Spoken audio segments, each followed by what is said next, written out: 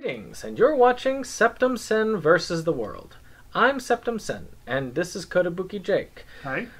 We're here today to do another pickups video. So, in the links below, we're going to be, I'm going to try my best to put out links mainly just for our blogs. I've been debating what I'm going to do in the future when it comes to these. Maybe I might do product links, probably not because that takes extra effort and I've already got a couple videos to work on. So most likely I'm just going to do the blog things and anything that's worth of note thrown down below. So with that being said, we'll get started. Sales this week, I found out that Criterion is still going on with their 50% off sale. As a matter of fact, saw it still today. I keep checking on these things, and I'm just like, wow, still going.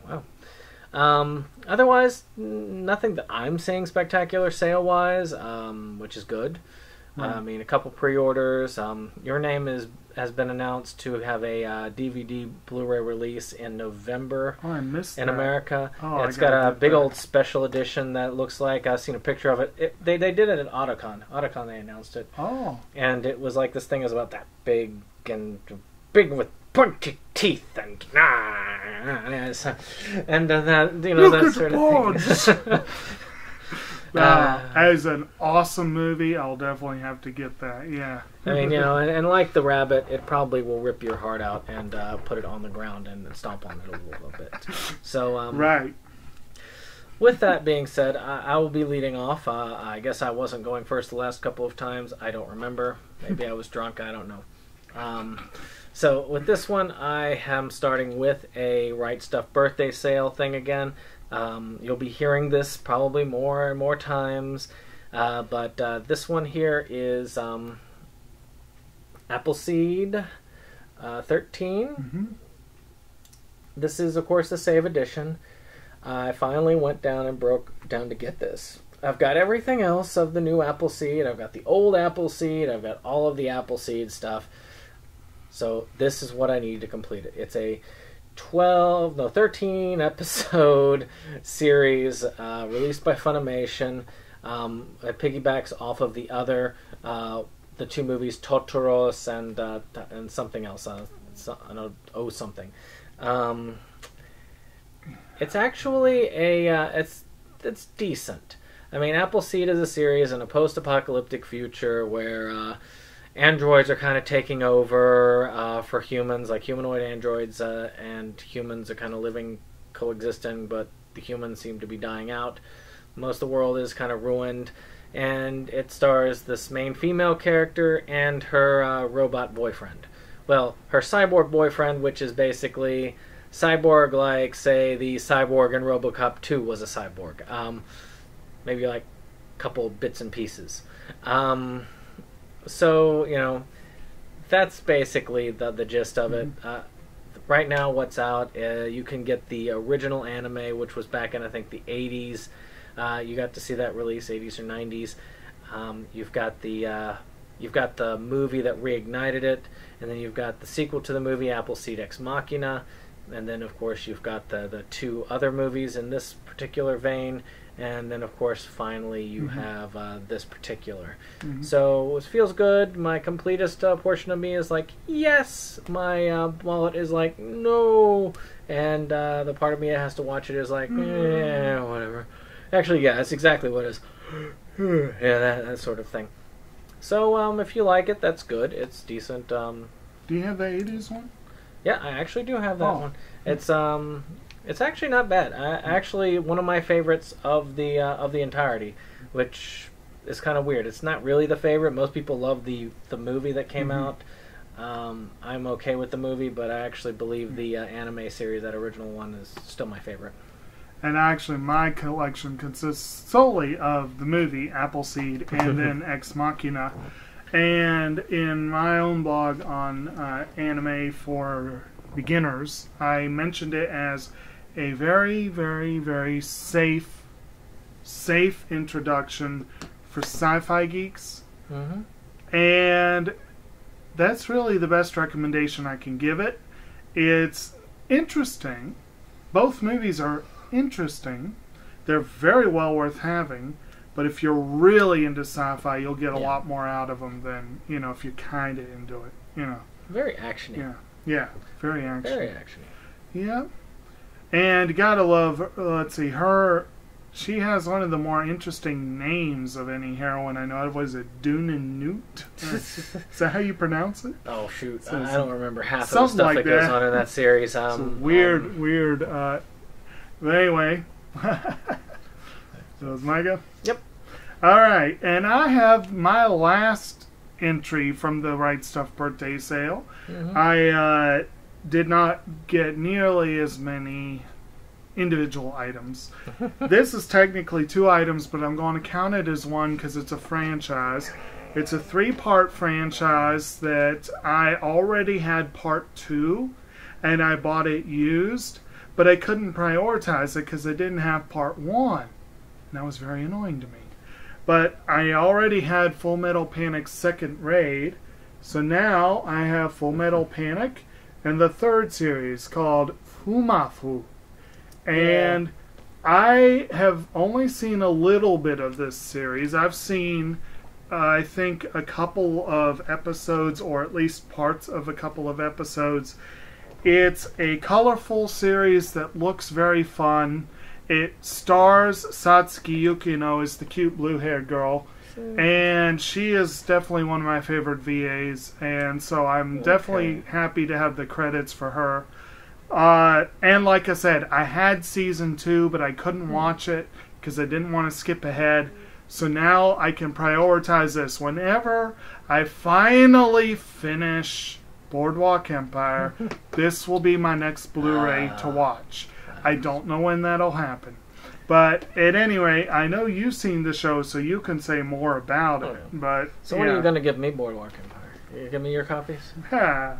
All right. Well, if I get a really good deal, I'll consider. So that's a huge set for that's just the first series. This one's the first series. I mean, that's not the second raid included, is it? No, I don't is think it just so. that one? I'm pretty sure it's just. That's just a one. huge box set for that one. It's almost as big as my box set, just not as tall. Kind of 24 episodes, but yeah. See, I'm kind of sad because mine don't match. Yeah. I got the original releases of the first series and the 3rd series, and you can actually see them. They're these red boxes underneath the Oscar set. It actually, right there. It's actually pretty cool. I like those. The second one is kind of in a normal set, second raid. The first 2 sets are the basic story. You don't really need the 3rd series to enjoy the other 2. And you don't need the other 2 to enjoy the 3rd series. It's kind of its own thing. It's good to know the backstory, but don't worry about it overall. It's a typical mecha series, and it's a very well done mecha series. I've actually been quite impressed by it. It's got a lot of funny parts, but can be quite serious, and it was worth a watch. Fumafu is my favorite of the ones because it's just basically a pure comedy series, and it has the characters and in situations that nowhere near as serious as the main series. I personally think that Fumafu is my favorite of the group. But definitely, if you haven't seen it, it's worth a watch. I'm glad they got the re-release. I'm glad it got the upgrade. And it's Funimation, right? Mm-hmm. Yeah, Funimation does a good job with their stuff. Mm-hmm.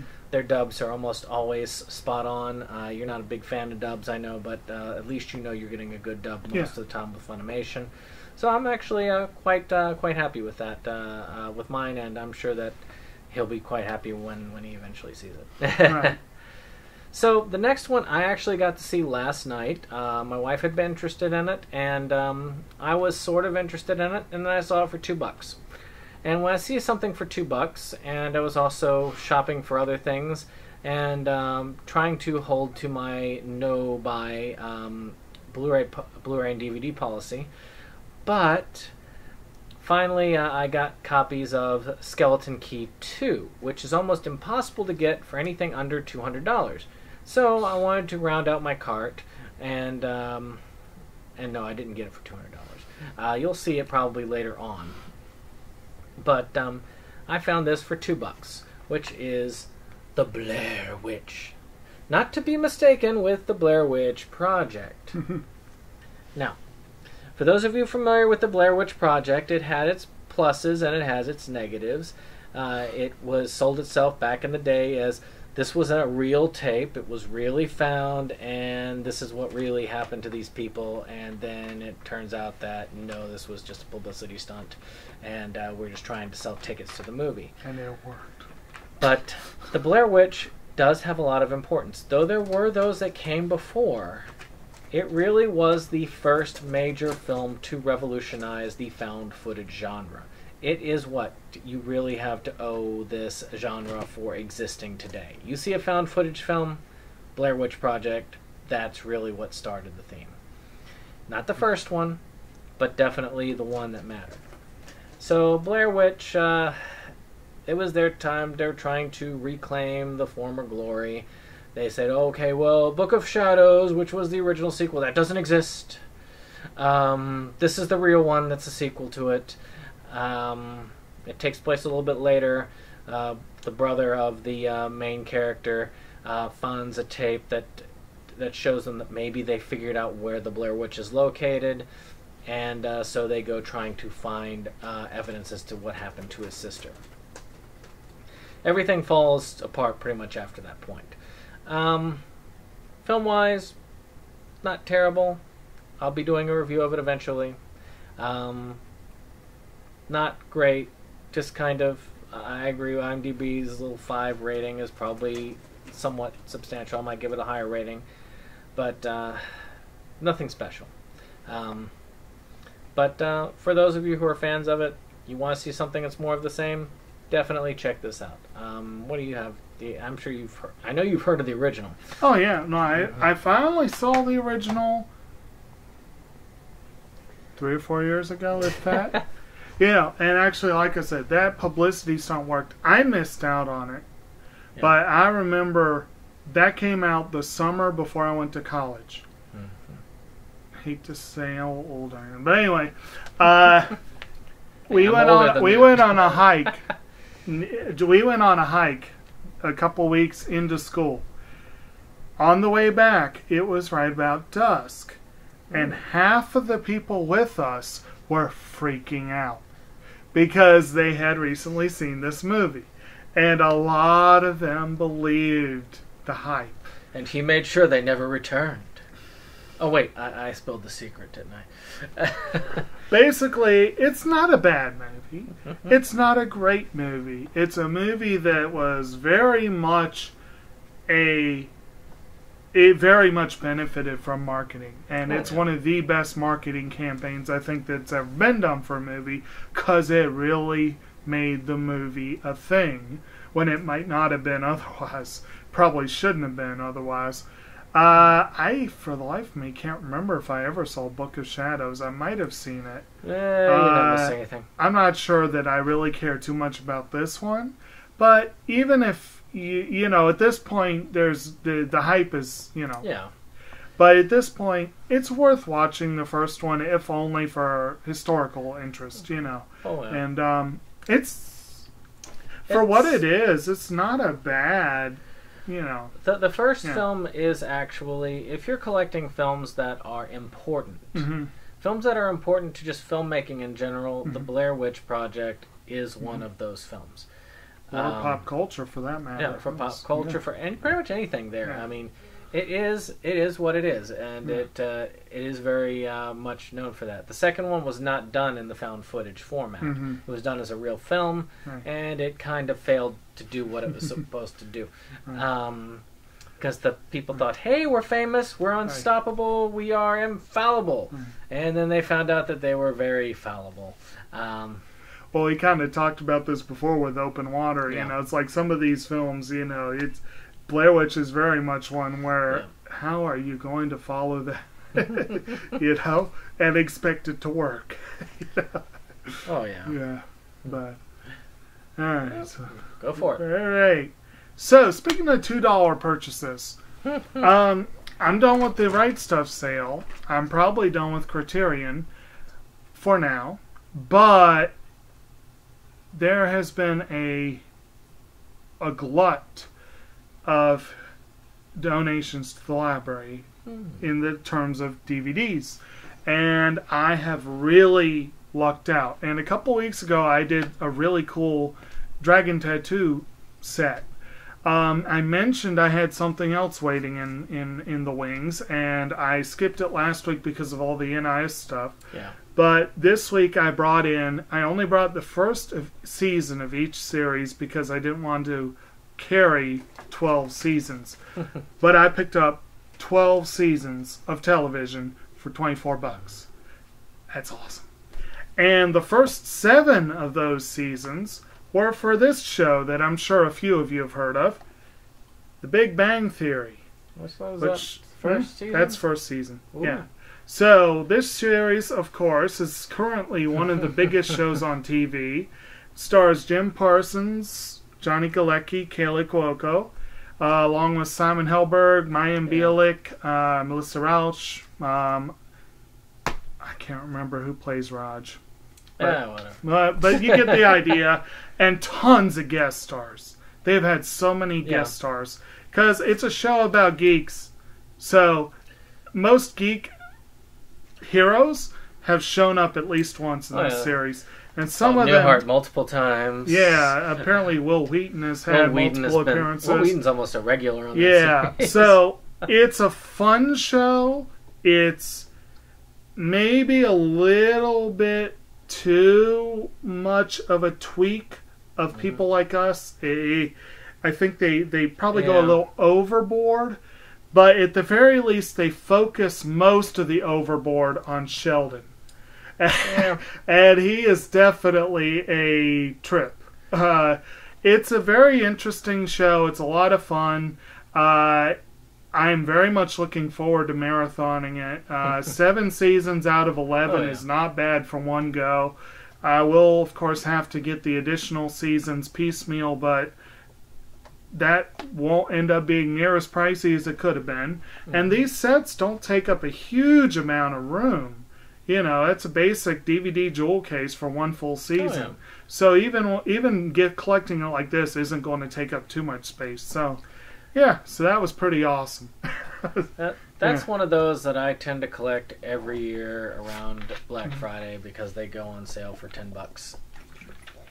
Not the prices that cheer that, but I don't think I've ever bought a season for over $10 for that series. And you've got most of it, don't you? Yeah, I've got the most. I got like first 8 seasons, and then I see 7 right over there. Yeah, and I've got like 1 or 2 of them sitting there on the side there that I haven't watched yet. It's a good series. It's brought me a lot of laughs. I understand the controversy, but I just try and enjoy the show, and I do. And that's the important thing, as I do. And I try not to take things too seriously. Life is worth living. Controversy is not worth bothering with.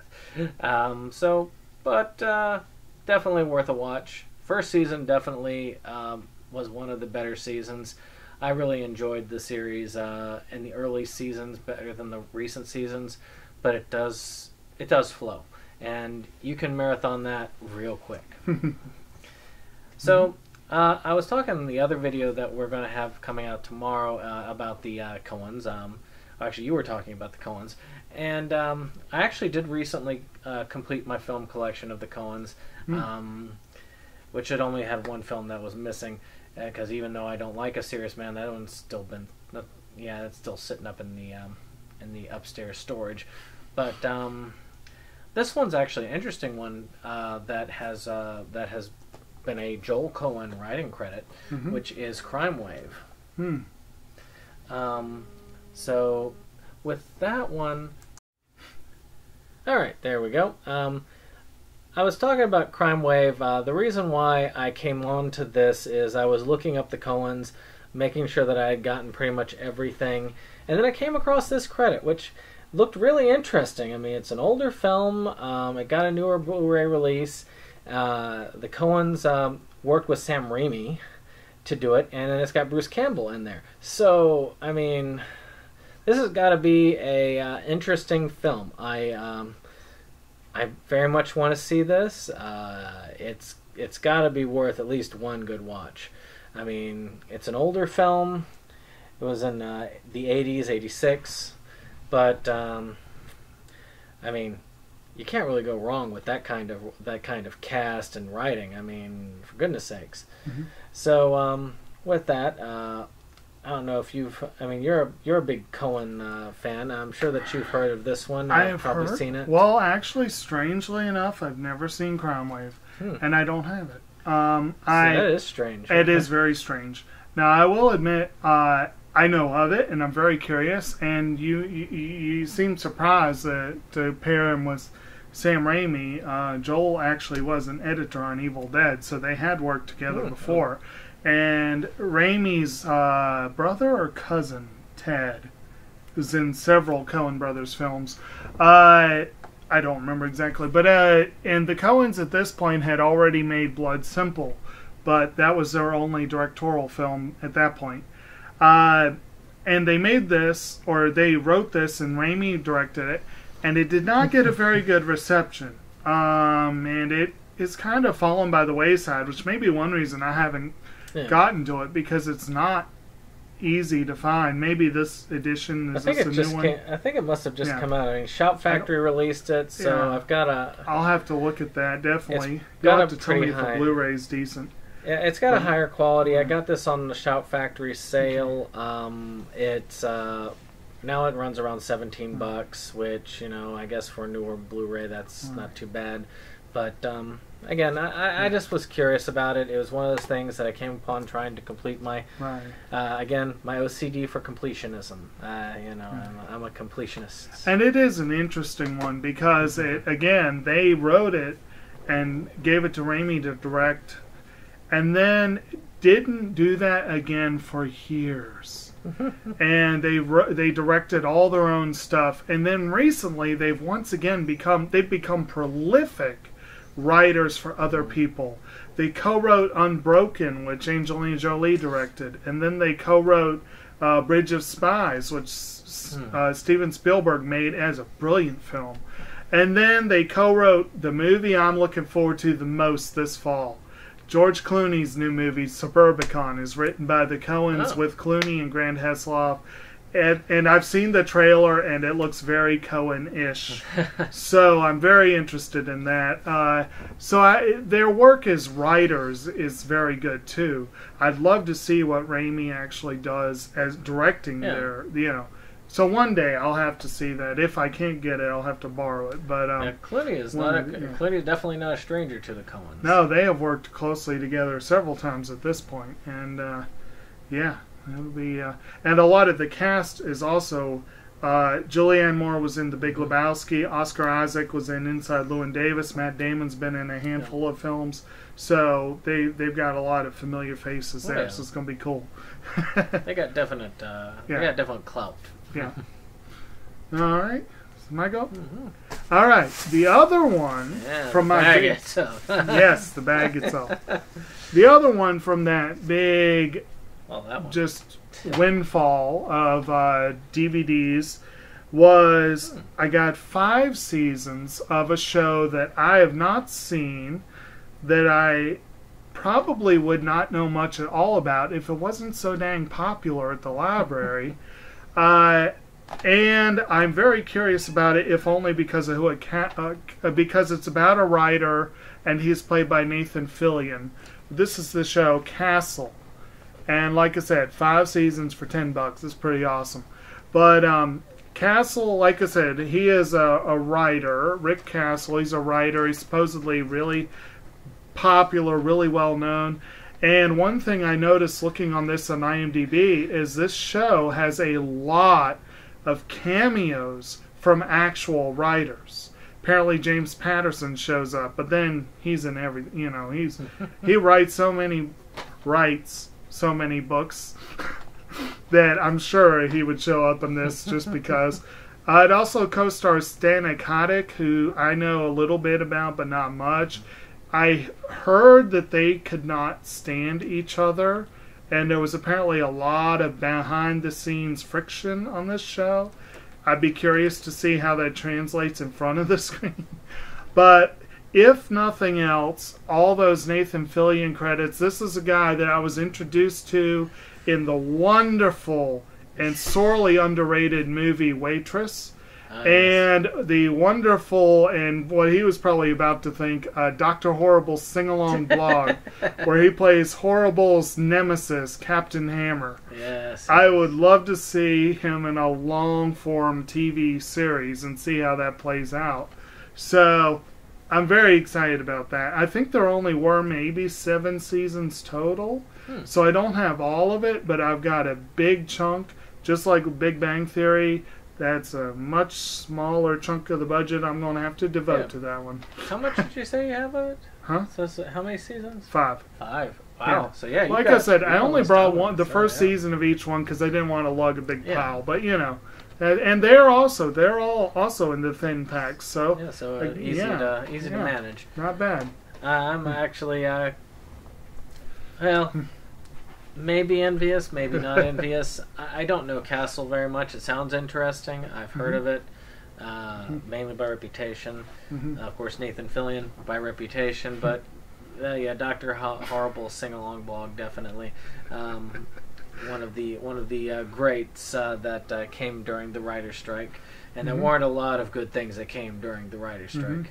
I think Caveman came during the writer's strike, and that probably exemplifies what came about during that time period. Not to mention that it kind of crippled Heroes, which wasn't very good. And yeah, that pretty much ended the series right there. I mean, it struggled for 2 more years and then died. Right. I do have another one here that came from the birthday sale. And y'all will be seeing the birthday sale scattered for a while. And this one is actually a series I've been curious about for a while. Mainly because I was into Eva at the time, or Evangelion, and I saw this thing. It looked like somebody in one of the plug suits that the other characters are in. And it was the Misaki Chronicles, which I found out was actually the 2nd season of a show called Divergence Eve. So then I finally saw, so of course I saw that, and I was like, oh, it's 2 seasons, I gotta deal with that, I gotta collect multiple seasons, whatever, I'm not doing it. Then they sold both of them, and they sold them both pretty cheap. It was under 20. And that's pretty impressive. I mean, you've got basically 26 episodes. It's probably not all that great. It looks like a booby-centric series. But something about the original cover art of the 2nd series has me wanting to get this and see this, which is strange because it's not that booby-centric, and so not sure. I mean, you can see it's very much so girls in swimsuits. I'm not sure. I'm probably going to be disappointed. So is that a Sentai release? That is a Sentai release. Sentai does have a very bad habit of putting a lot of skimpy girls on the covers of their series. I mean, yeah, it looks fun, but it makes it much harder to take these seriously as, you know what I mean? Like, I almost feel like they're doing a show a disservice with people who aren't anime fans. I mean, it's sort of like a mecha-style series. Yeah. I don't know a lot about it other than by reputation, and it's like so-so, but been curious. Okay. All right. Yeah, that's me. So, I got a little bit of a mini theme here. I actually got a few movies from this glut of DVDs that have shown up too, and one of them is a movie that has an interesting backstory that once again involves Nathan Fillion and the writer's strike. Dr. Horrible Dr. Horrible was directed by Joss Whedon, written and directed. Before that, Joss Whedon, of course, is best known for Buffy the Vampire Slayer, but he's also very well known for a little show called Firefly that was unceremoniously canceled after one season? And the fans were pissed. I've never seen Firefly, but I've seen a little bit of Buffy, and of course I'm very familiar with Whedon's later work. I want to see it one of these days. The show starred Fillion, but anyway, the show was canceled, and the fan outroar was so great that they made a movie out of it. And I don't have Firefly yet, but I now have the movie, just called Serenity.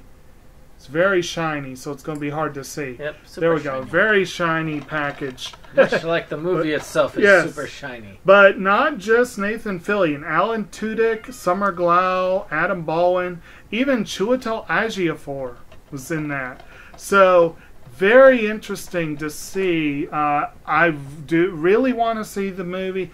I would love to see the show one of these days, but at the very least, now I at least have part of it. Mm-hmm. Now, do you remember if this ended it, or if this was like a retelling of it? I don't remember, actually. Okay. I have both. I've never seen either. I have people who've told me that that's sacrilege, and I even got more sacrilege when I kept confusing it with Farscape. Okay, so we're going to get a lot of hate mail over this, aren't we? So, that was a... and that's a... but, hey, they ended Farscape with an extra series that came on there with the Peacekeeper Wars, so maybe that was the way they did this one. I don't even remember what format I have. I know it's still new. I know it's still in the shrink wrap. So... I'll be curious. I want to watch Firefly first, though, before I will end up watching my copy of Serenity. I may have to do the same thing. I may have to wait till I can get Firefly, and then I'll watch them both together. You can get cheap. But, yeah, it's not too hard to find it. But I missed the boat on my chance. He's got... you can't see it on the screen. He has the complete collection of Buffy, and I may have missed the chance to get that in an affordable price. I do have Season 1. But yeah, definitely those Whedon series are well worth looking at. They're pretty fun. Yeah, I've seen one episode of Buffy. But I've seen the movie. That makes up for it, right? It's the same thing, right? No. See, if nothing else, one thing I do know about Buffy that you do not get from that movie is I absolutely love Allison Hannigan as Willow. It's awesome. But anyway. Well, I know I've committed sacrilege on many, many levels today. Right. Slight insult to Firefly by mixing it with Farscape, and then, of course, bringing up the movie when it comes to Buffy. But I've never been a big Joss Whedon fan, and I admit, I look at the Avengers, I think to myself, Avengers was a great film. Mm-hmm. But Avengers Age of Ultron was an okay film. Yeah. And I considered Civil War, which just is basically an Avengers film, an okay film. But that was a different group. So, any case, though, like I said, I feel like the Avengers movies are, or this whole thing, they're starting to go downhill. I think some of the DC are starting to finally gain their ground, maybe by losing Zack Snyder. So, ironically, by gaining. It'll be interesting. But with that being said, something that's probably not related to Joss Whedon. But he might have an opportunity to tick some more people off with this one. So, I've been curious. I've never actually seen a film by this director. And so I finally came across this on Criterion, and I decided I would actually give it a try. Which is, come on, don't catch the light. Don't catch the light. Do the right thing. Mm-hmm. Now, I've heard some good things about this. It's, of course, obviously a Criterion collection. I know Spike Lee was quite angry when he did not win the Oscar for this. It kind of gave him that belief that Hollywood was shunning him, and probably was. But it did get 2 nominations. And, I mean, you've got Sam Jackson in it. Mm-hmm. You can't go wrong with that. Just in that alone. Very young, comparatively speaking, and not yet a star. So this is one of his earlier ones. This is one of the ones that. This is one of the ones this was what, that. 89. Yeah, 89. Yeah. Mm-hmm. I think this is one of the ones that really had Spike Lee take off. I mean, this is one of his major films. Mm-hmm. So I am very curious about it. I do want to see it. It's about time I've had one of his films in my collection. So I am very proud to have one finally in my collection. But I don't know much about it. I'm curious. I'm I will be very interested in seeing it. Mm-hmm. You've actually seen Do the Right Thing. Yes. Though. So basically, the gist of it is it takes place in I want to say New York. Oh. It's been a while since I've seen it, but it basically is a bunch of people in the inner city, and just a regular summer day that turns out to be a very hot summer day. And naturally, by the end of the film, tempers are running almost as high as the thermometer is. And it co-stars Lee. It's actually one of his few major acting credits. Like you said, Sam Jackson also features John Turturro, who, interestingly enough, John Turturro is in most of Spike Lee's joints. He calls them joints, not movies. But it's very much most of the critics hail it as one of the most important films of the 80s. It is a very critical film in Spike Lee's filmography, and I could see why Criterion did it, obviously. I was telling him just while he was on that break just a few minutes ago that the main reason I don't have Do the Right Thing is there was what was called the Spike Lee Joint Collection, and I intended to get it, but I never got a chance to. It's really cheap, too. If it's still cheap, I need to get around to getting it. Yeah. But it's, unfortunately with Criterion, sometimes you have to choose between getting the really nice set and just getting the convenient set that has multiple movies. Because sometimes those movies are hard to get otherwise. Yeah. And also they take up less space. But it's a very important film to watch, especially in this day and age where we live in a country where incitement to racial issues is constant. This thing that happened in Charlottesville over the weekend, that movie speaks exactly to that sort of thing. So it's definitely worth a watch. Yeah. See, and again, sacrilege. I used to mix up Spike Lee with Spike Jones. And two totally different people. And two very different styles. You're going to get hate mail from Spike Lee now. Although, if Spike Lee's watching this channel, that's awesome. Yeah, thanks. That'd be very awesome. Let's see that. Okay. Spike Lee hate mail is welcome. If he wants to leave comments, he's welcome to do that. Exactly, yeah. Yep, and I believe you have one more yourself. Yes, and this was one that I got from this collection that there occasionally you will see a movie that you're like, that is awesome. And okay, so basically this is the idea of a film called Badass starring Danny Trejo. Oh God. That right there says it all. I had to get it. Apparently there's two more in this series and I'll have to get them eventually. Danny Glover. That's a very different. Yeah, again. Danny Glover joins him for the sequels, but apparently is not in the original. But anyway, this actually I think came out before. No, this came out right after Machete. So basically, Danny Trejo as a baseball bat wielding senior citizen who's. This is kind of in complete contravention to everything I was just talking about, but, this is played, I'm sure, more for, it's one thing to watch it in a movie. It's another thing to actually go out and do it. You know what I mean? Yeah. It's good to live vicariously in movies so that, Well, it's like that controversy over the Death Wish remake that they had with Bruce Willis. Right. But basically, Trejo is a pretty good actor, and he's very good at playing this kind of role. IMDb's rating of the movie is, But, like I said, just on principle, I had to have it in my collection. I don't necessarily have high hopes for it. I'm not saying that I consider this a, I do not consider Machete to be a character we should all aspire to. Yeah. But he's fun to watch in action every now and then. Oh, of course. Yeah. Fun to watch. Yes. I mean, I can't really... I mean, yeah, I laugh when I see this, but, you know, as somebody who bought a movie collection for the for the Violent Shit movie series, and yes, the movies are called Violent Shit. And don't forget Death Kappa.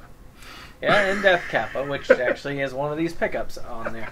But I mean, as somebody who bought that, I really can't judge. I mean, if I bought Jezebel, I probably, or Jezebeth, that one I probably wouldn't be able to judge either at that point.